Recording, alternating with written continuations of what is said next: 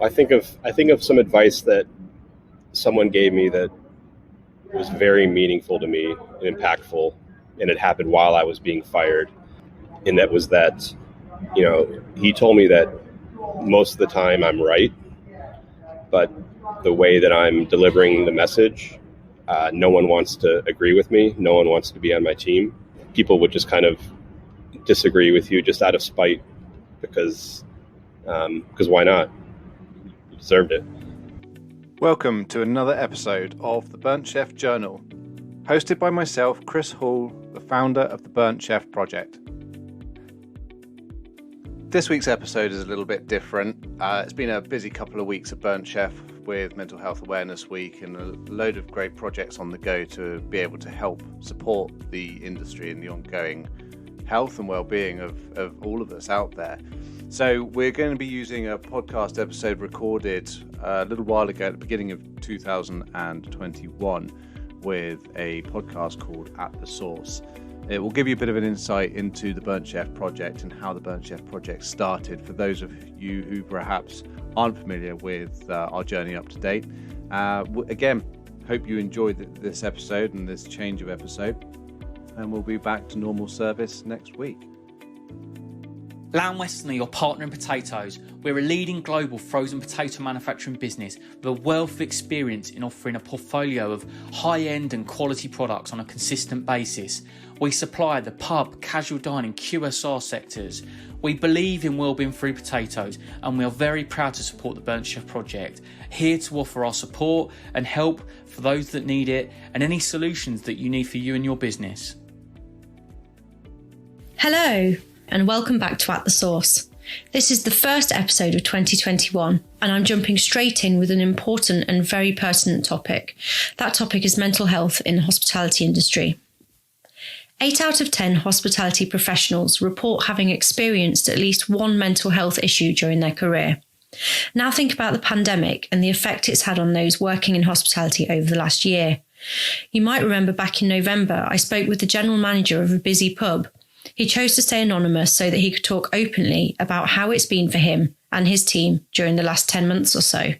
And actually, since recording, he's walked away from the industry completely and is pursuing a new career in another area. I would urge you to give that episode a listen. My guest today is Kris Hall, Dorset-based founder of the Burnt Chef Project, a non-profit campaign and clothing brand operating within hospitality to challenge mental health stigma through online training, open conversations, and sales of branded custom merchandise. The project is committed to burning away the stigma and shame associated with mental health for hospitality professionals worldwide. Welcome, Kris. Thank you for joining me today. Thank you. No problem at all. Thanks for having me. It's great to be a part of this. Yeah, it's the first episode of the year, but I think this is a really important topic. So I guess let's just get straight into it. So can you tell us a bit about your own background in hospitality and how that led you to launch the Burnt Chef Project? Yes, certainly. So the Burnt Chef Project, I sort of stumbled across, if I'm honest. So my background is, whilst I worked in bars myself, I was a sales and marketing manager for a food wholesaler. And I've been actually a sales manager for quite a few now over the last 10 years. And so I've been working with chefs for an extended period of time. I've dealt with over 600 venues over the last 10 years. And I fell in love with the industry. I truly would never want to leave hospitality. It's fantastic. Absolutely love it to bits. But during my time working with chefs, I noticed that, it's that cliche, stereotypical chef that you would always used to get, or you used to be fearful of getting, which was the angry, shouty, aggressive chef, and who had a drink problem and who was always shouting at people and making them scared. For me, that was something that I was always quite intrigued about and quite interested about, but I hadn't really thought too much about it. In my spare time, I was doing a lot of food photography, and I decided that after conversations with a mate of mine one day who was a head chef, to try and raise some awareness for mental health issues in hospitality, because it was identified that the sign up and the take up rate with colleges was starting to suffer. We were finding less and less people coming into the industry and more people leaving. And, to be a head chef at the age of 35 or 40 was good going. But there wasn't, the life expectancy in terms of a role within this industry wasn't likely to go on much further than that. So I started taking some black and white photos of chefs, of my friends, of people that I'd worked with, my clients, just to try and raise awareness for mental health and to try and raise a bit of awareness about the struggles that go on within hospitality. And it was during those photos that I started having people open up and talk to me about their own mental issues and their own struggles, whether that be as a result of working in the trade or something completely different from childhood trauma. But it was almost a cathartic exercise for people to talk whilst I was hidden behind a camera. So fast forward, I started that in May of 2019. Fast forward through to October, where I felt my own pressure put upon me to host an event to really bring out the conversation of mental health into the forefront, because it's not something that gets discussed about within hospitality. There's a very big macho culture of just sort of manning up and getting on with it. So for me to pop my head above the parapet, so to speak, and hold a conversation and invite hospitality professionals to it was quite a risky maneuver. But in October, I kind of got given some premises from James Fowler at Larder House and Terroir, and he lent me his restaurant, and I invited 40 hospitality professionals to come and listen to a talk by myself, Toby Anna from Kelly's Cause Foundation, and Dorset Mind. And lo and behold, on the night, those people started arriving, and they arrived, and they didn't stop arriving, to the point where we struggled to fit everyone in. We actually ended up having close to 70 people turn up that evening. Wow. Yeah. That's incredible. It was mad, absolutely mad. We had people stood outside listening into the conversation, and it was an amazing moment. I had people in there who were the stereotypical chef or the business owner who, didn't really care much for mental health, but I'd sparked their interest. Yeah. And they came up to me afterwards and shook my hand and said how insightful it was and how they thought they were suffering from signs of burnout or from high levels of stress, and that they were going to pay more attention to how they not only look after themselves but look after their staff. And then people, so that event finished, and then people started asking me, right, what's next? What next are you going to do? And I was like, well, that's it. That's me done. I've done my good deed for the day. I've raised a bit of awareness, and off we go. But I'd set up a social media channel, and I'd started having messages from chefs from Edinburgh, from Cornwall, from certain parts of London and Liverpool and Newcastle, all asking for information on the project and saying how good it is that we exist. So that carried through until lockdown in March. And then I found myself furloughed from my current job, and from then on out, I started to suffer a little bit with my own mental health. I am more susceptible to mental illness, I think, than perhaps other people are. We all have our own tolerances, and for me, one of my ways out of it was to work. So I spent between 60 and 80 hours a week over the first lockdown, just ploughing all of my energy into the Burnt Chef project to increase the communication channels, to increase the name, get the branding out there, and let more people know that they're not alone. Fantastic. So can you explain simply in your own words what it is that the Burnt Chef Project actually does? Certainly. So the Burnt Chef Project is a non-profit organization, which basically means it is, think of a charity, but we're able to sell products to raise money. And that money then gets funded towards mental health training, management training, and also just increasing the conversation and building awareness of the subject of mental health and mental illness. So we started off selling rubber wristbands. We sell, close to 100 different lines of merchandise now, anything from T-shirts, wristbands to chopping boards, knives. We've got our own coffee launching in 2 weeks' time as well. You name it, we sell it. And all of that money then gets reinvested back into training either third-party training services or training materials that we've built ourselves. That's fantastic. The merchandise that you're selling is putting that money back into the work that you do, but also that in itself is also a kind of way of branding and spreading the awareness. You know, we both have worked in marketing previously, so that's actually quite a genius move and a way, I think, if someone's wearing that wristband or a t-shirt or an apron, that someone else in the kitchen could come up to them and say, oh, what's that? You know, what does that mean? What's the Burnt Chef Project? So I guess that really helps spread the word as well. Alex, you've hit the nail on the head perfectly. That was the very reason. So the t-shirts, the initial original black t-shirts and the wristbands were just to do that. It was to create an organic reach. Mm-hmm. Similarly, in fact, actually to take a further step back, so with the photos, because within hospitality, and it might be stereotyping, but I think from certainly the people that I've met and my friends within the industry, chefs are quite ego characters. You know, they wear a lot of pride with their role, and having a photo of themselves taken by a professional photographer that they can share with their network was a great way for me to, again, organically start increasing that conversation.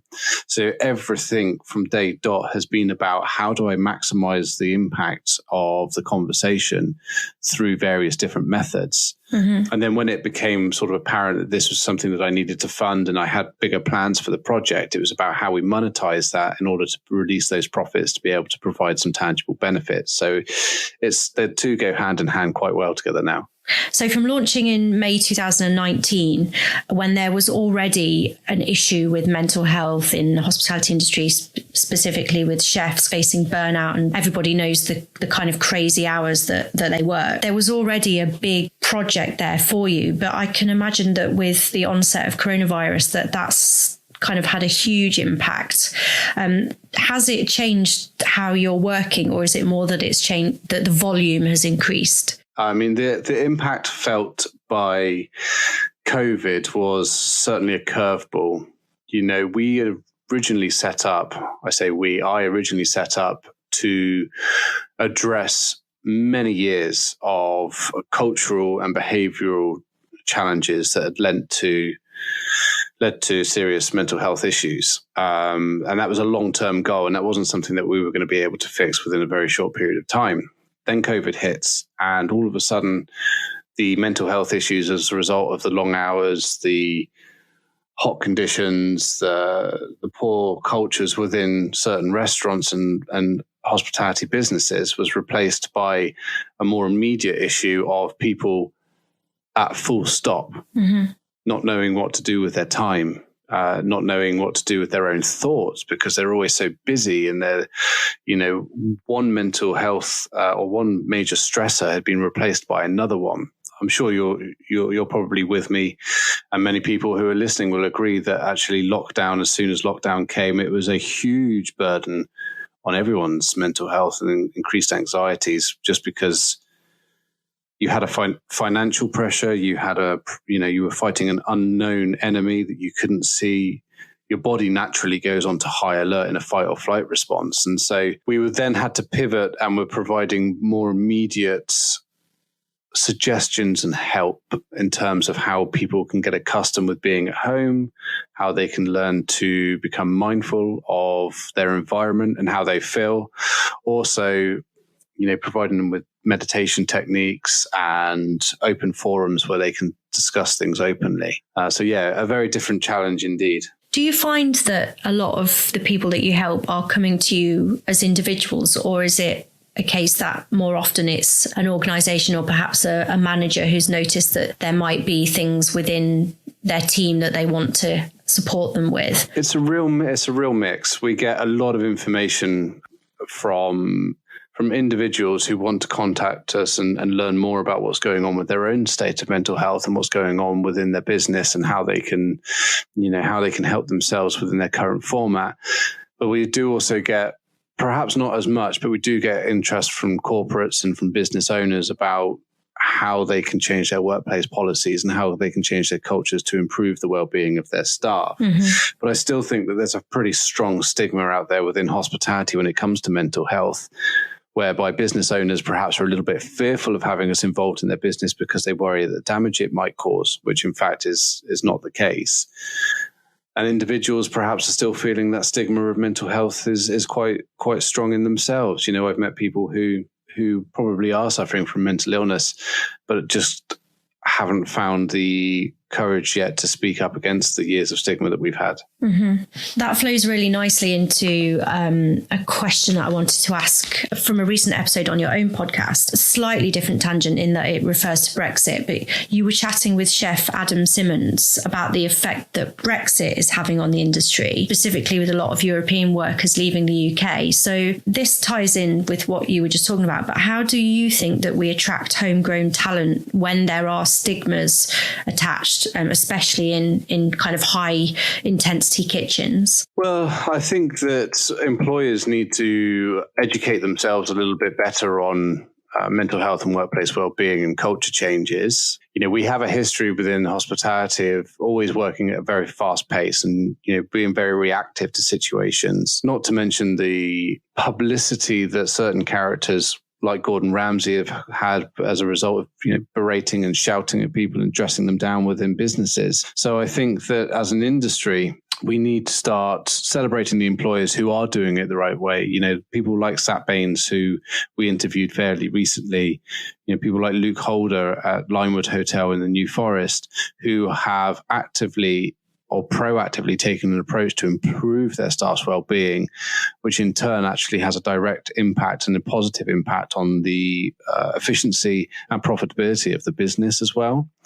So I think that that's a key fact. And I think that, we also need to take responsibility as individuals, certainly those that have been in hospitality for a longer period of time, to say, well, actually, perhaps the way that we are behaving or that we are treating people or the certain manager skill sets we have got aren't good enough at this current moment in time, and what more can we do to improve those so that we don't lose the good talent when they do come into the industry and they're perhaps not what we would deem as acceptable material.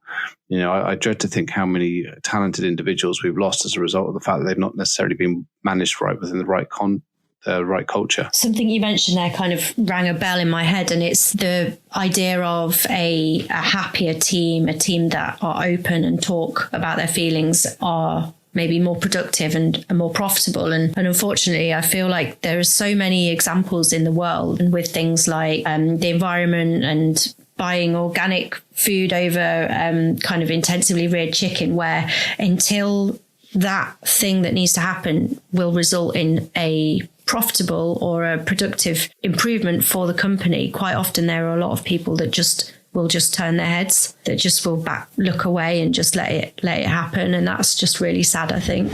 So we have as a business, or I have as a business, I've collated a lot of different information from retention and business turnover studies.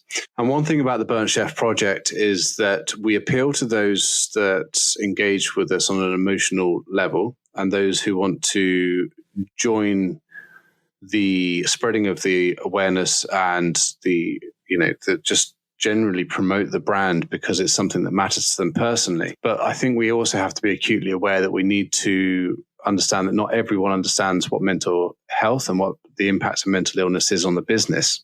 And so perhaps we need to speak in different languages, financial languages, to those individuals who do own businesses and perhaps are looking at the bottom line first and foremost. Now, I'm not to say that that's the right way of thinking. I do believe that you have to put your people first in order to have a successful business.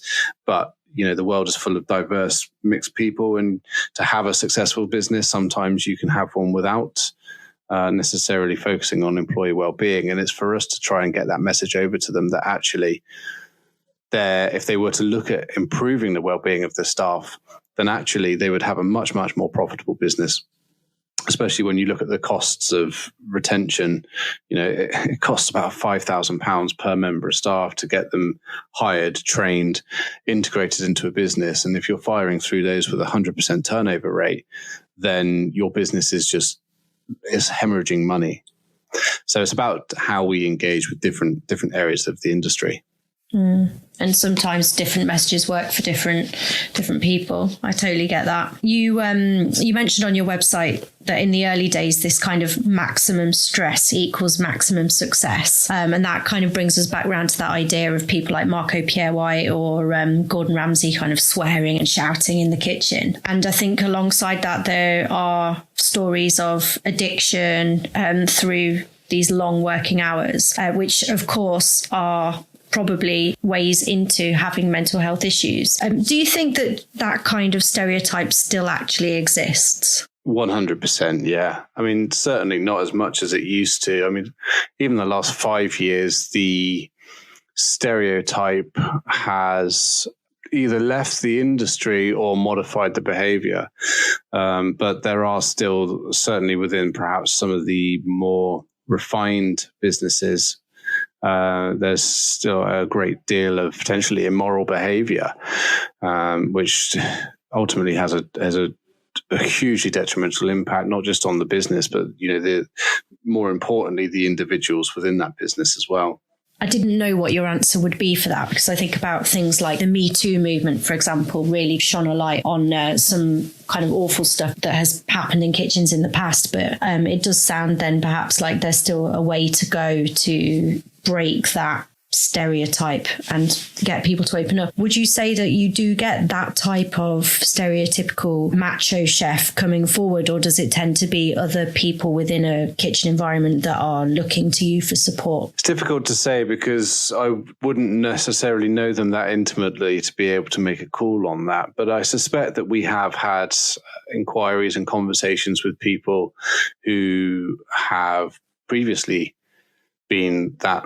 I mean, I know for a fact we have. If you take the recent episode we did on my podcast with Luke Holder, he is very open, and I thank him for that, about his previous way that he used to manage situations and manage staff, to the point where he, again, openly admits that he punched the pass out of anger so hard that he broke his hand. My goodness. Which was something that, that we're not talking that long ago. And he is a great beacon. It's a great opportunity to change, because he has demonstrated that actually by complete all systems change in terms of how he not just views his staff but views himself, has produced such a radically different business as a result of that. A business where he's retaining staff for so long that he actively has to find alternative workplaces for them so that they can continue to grow as individuals. That's fantastic. And I think... and I think that's the stage we need to get to. And it is going to be the people who can hold their hands up and go, do you know what?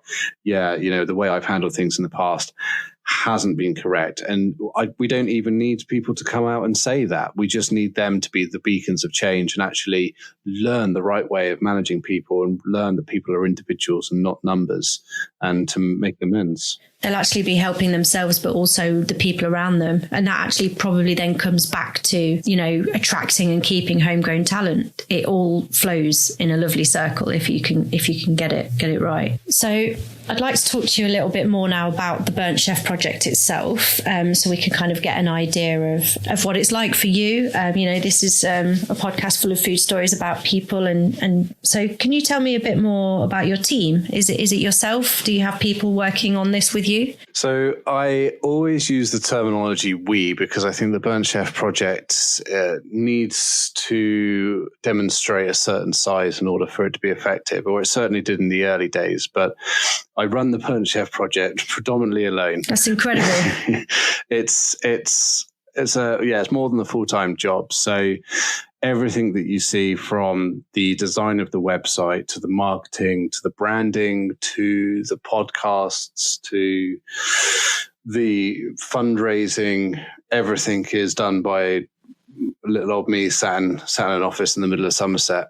I'm lucky to have some great friends, and certainly I've met some great friends along the way of this journey who have helped. So Adam Simmons, who very early on became one of my ambassadors during the first lockdown, has been not just a great ambassador for the Burnt Chef project, but also a good friend of mine. And he works with me on the colleges that we train and we talk to.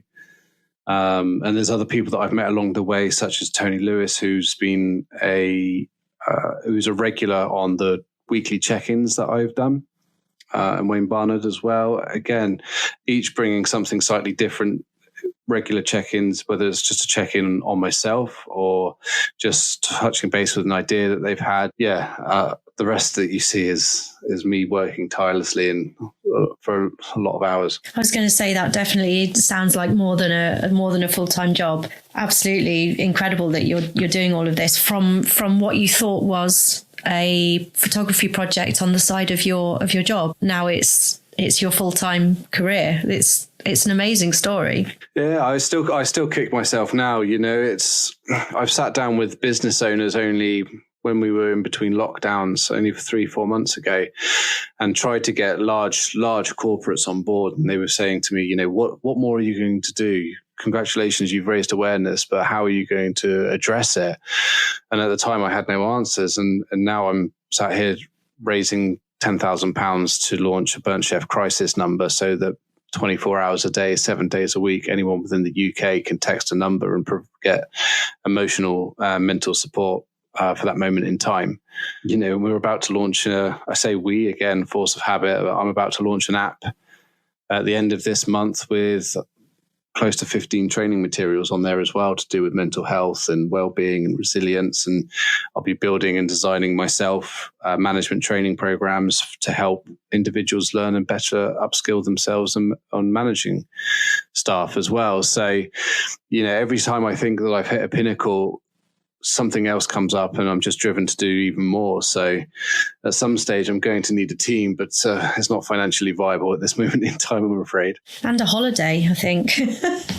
Look after your own mental health and take a break. I don't put it down. That's the thing though. I worry that if I step away from it, it'll start to deflate like a balloon. So I'm constantly holding myself accountable for what I did yesterday and what I'm about to do today. So I'm afraid of it. Holidays, lockdown gives me a good excuse not to have a holiday for a while. This is one of those things that is just snowballing and growing, and I became aware of you through social media and having spoken to a friend of mine who stayed anonymous on a podcast episode in November. He was a GM running a busy pub, heard about the Burnt Chef project, and it is growing. And I think that you will find very quickly that so many people are aware of this amazing thing that you're doing that 2022, I think, will be the year that you get a nice holiday. But before we get there, so roll forward 5 years, and what does success look like for you and the Burnt Chef project? Oh, crikey, I don't know what 1 month from the next looks like at the moment, if I'm honest. The more that I progress within this role and the more that the Burnt Chef project progresses within hospitality, the more that I think that we potentially could be the leading voice for mental health and cultural changes within the hospitality industry. And that's not just within the UK, but certainly worldwide. We've had a great deal of interest from places like South Africa, Canada, America, even Japan, and the Japanese embassy. The exec chefs there is wearing Burnt Chef branded merchandise. So I really do hope that in 5 years' time, individuals can choose where to eat, not based on their ethical principles or their dietary requirements, but they can actually choose to eat a business that not offers just sustainable options in terms of their food or their suppliers, but also that offers sustainable long-term employment solutions for their staff, and their staff are happy and healthy. So hopefully we can be the beacon of change for that. And, we'll continue educating and working through the industry. 3.2 million people within the UK and the 72 million people worldwide, and training one person at a time and making sure that mental health is something that can be freely discussed as much as it could be if you had a cold or you'd stubbed your toe, Yeah, absolutely. I really like that idea of having it's almost a badge of honor. We are a sustainable employer. We take our employees' mental health seriously because, there's so much emphasis based on eating locally, eating seasonally, eating high welfare meat, for example, that you might choose a restaurant based on the fact that they have an organic menu. But actually, if the team are under so much pressure that they're miserable, then that surely should be part of your decision making for supporting that business. And I really like that idea. That's definitely something that would appeal to me, for sure. Well, I'm pleased to hear that. I mean, for this to take effect, there are, the resources that I provide and the app that we're about to launch is all going to be very beneficial for individuals who want to learn how to better their cultures and their processes to get to that stage. I think in order for me to be able to enforce is not the correct word, but in order to be able to provide value is to be able to speak directly to those business owners and monitor those changes and help them fine-tune their culture and their environment to get the best out of the staff whilst also retaining them and keeping them as happy as possibly can be. So we're still a little way off yet, but with how quickly the project's moving, I should suspect by the end of 2021 this year, we should be well on our way to launching something of that nature. I can kind of imagine that during the coronavirus, it's more about individuals and their stresses and anxieties of yes, having working in high pressure environments, but also the unnerving situation that hospitality has found itself in this year, especially given the kind of, are we open, are we not open, this tier, that tier. But I can imagine that if and when, touch wood, we return to kind of business as usual, that's when the businesses and the team managers will start to want to look into how they can improve things for their individuals. Yeah, I mean, I think we've got to be very mindful that at the moment hospitality is fighting very hard for survival, and as an industry, we will be resilient, we will bounce back, and the industry will be a stronger industry off the other side of it, but unfortunately it will have its casualties, and we need to, I think, bide our time in terms of this conversation and allow people the time to be able to get their businesses up and running effectively and to know what the new landscape is likely to look like.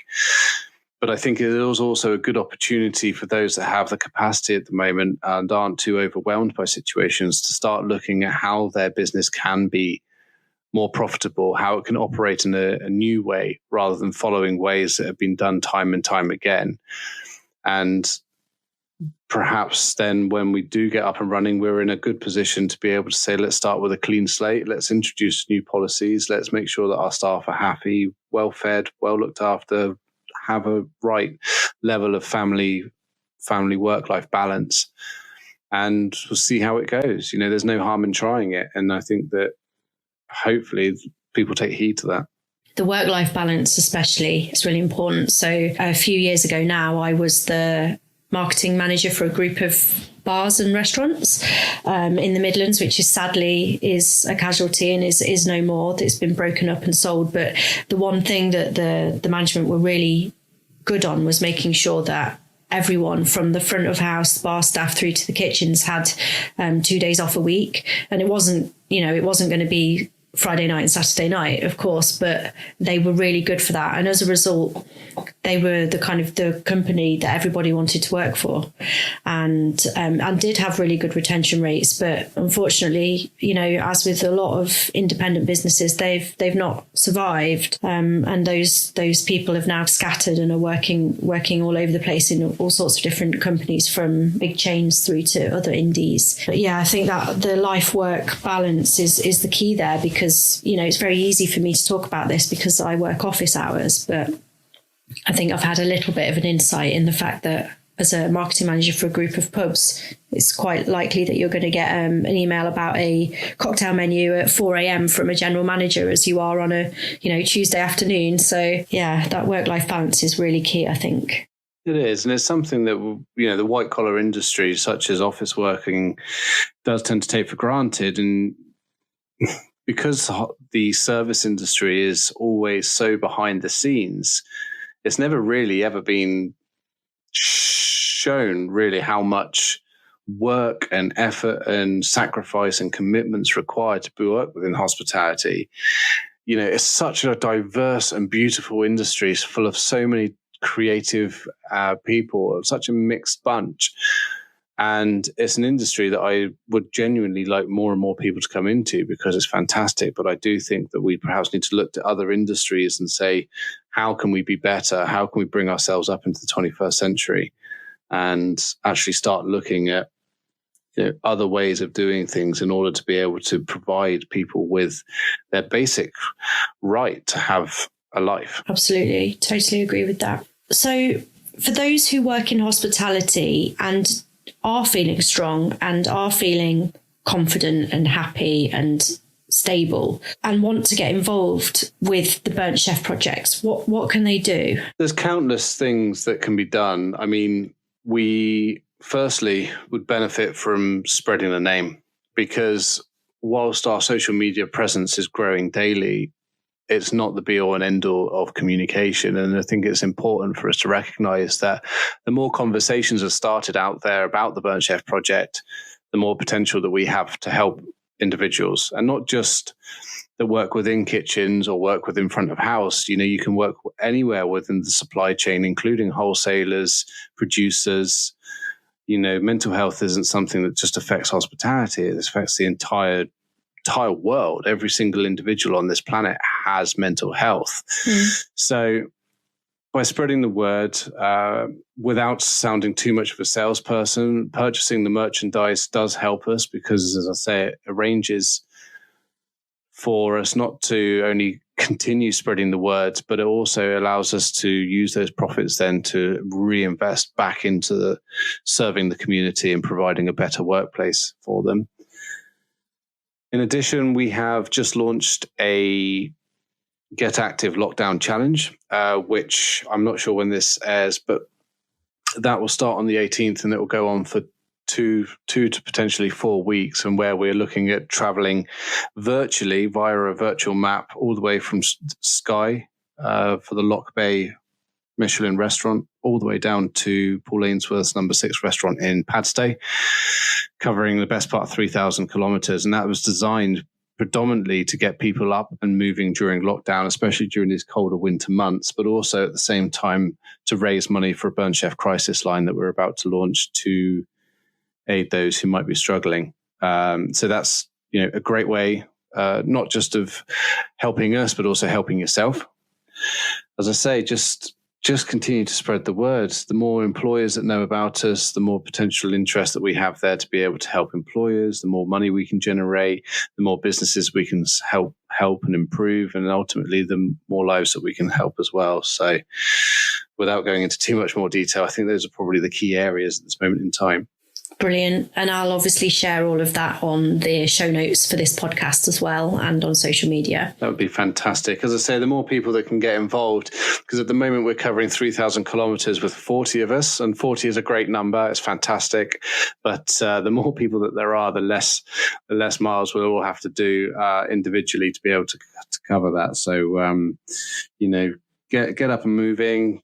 Track your miles, let people know that you're doing it, get donations from friends and families as well on the Burnt Chef website, and most importantly, get out in the outside world, get exercising, get moving, and see what impact that has on your day.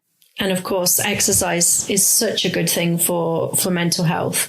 I find that with working from home, that I will suddenly realise that I've not left the house for 2 or 3 days, apart from going into the garden, and my partner and I will just go on a massive walk. And it just makes you feel so much better. Clears your head, gives you time to think, gets you away from the telly. Massively so.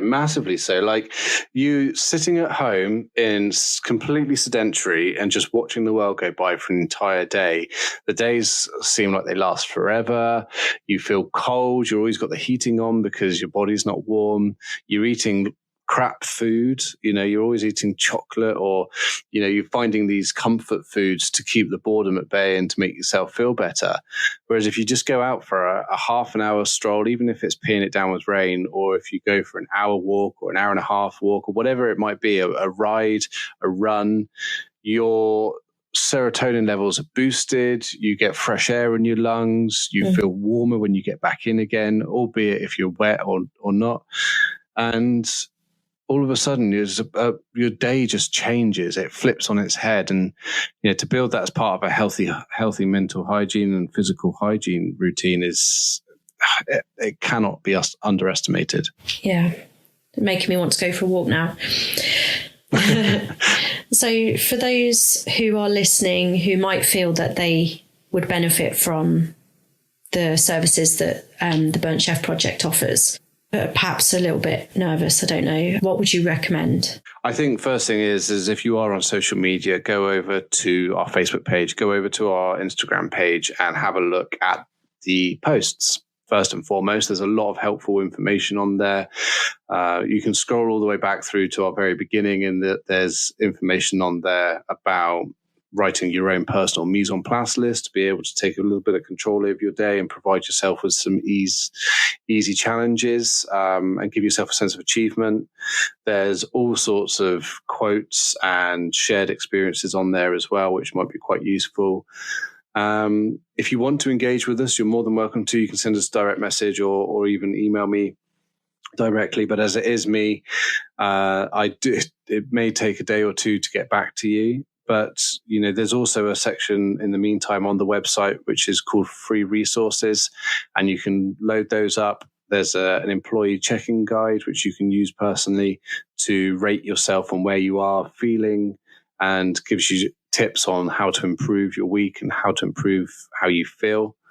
There's so much that would be beneficial, even if you don't feel comfortable about speaking about your own mental health at this moment in time. Just head over to the website, head over to our social media channels, and just have a browse and see that actually you're not alone. And there are so many other people out there who are willing to engage in this sort of conversation. I think that's. I can't stress it enough. The amount of people that message me with their own stories, and you only have to take a look at our ambassador section now to see all of our ambassadors and their personal stories as well. And it makes you realize that actually the mental health epidemic is much larger than anyone thinks. And you're certainly not suffering with it alone. That's really important, is that you're not suffering from it alone, and you don't have to suffer alone. And, sometimes the hardest step is the first one, which is speaking out. And there are so many things out there available to people. And I think that the work that you're doing with the Burnt Chef Project and the resources that are available on your website are fantastic. And for people specifically within the hospitality sector, this couldn't come at a better time, I don't think. Thank you. Kris, thank you so much for joining me. This has been absolutely fascinating. And, I know that you're, as of anyone who does great things, don't want to kind of take all the praise, but I think that it's absolutely fantastic. And I'm sure that the listeners will both be inspired, but also potentially find this very useful. So, just a huge thank you, really. No, not a problem. Thanks for having me on. Opportunities to be able to talk about this openly and hopefully just reach out to a few additional people who might be interested in this particular subject matter are invaluable. So I appreciate your time. Thank you. I really hope you enjoyed this week's episode of the Burnt Chef Journal. If you wanted to learn more about the Burnt Chef Project, head over to our website, www.theburnchefproject.com, where you'll find a whole host of resources and information relating to well-being and mental health within hospitality. Whilst you're there, why not visit our shop and support us by purchasing some branded merchandise, which we then use the profits to fund our ongoing work in destigmatizing mental health within the hospitality industry. Thanks again for joining us, and we'll see you again next week.